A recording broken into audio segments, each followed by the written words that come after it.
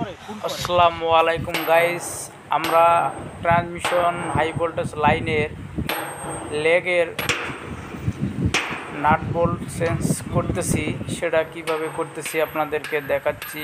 এখানে আমাদের টাওয়ারের লেগের নাট বোল্টগুলো জং ধরে নষ্ট হয়ে গেছে, এই কারণে আমরা জং ধরা নাটগুলো রিপ্লেস করে দিতেছি, যাতে করে আমাদের এই ট্রান্সমিশন লাইনটি নিরাপদ থাকে এবং কোনো সমস্যা না হয়।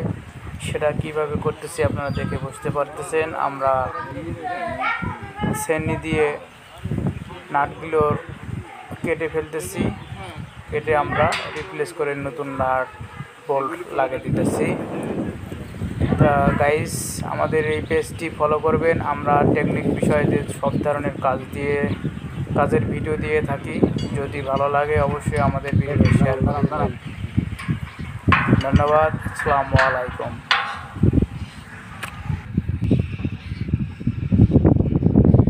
আশা রোগ স্প্রিংও আশা রোগ একটা করে দিয়ে দেন।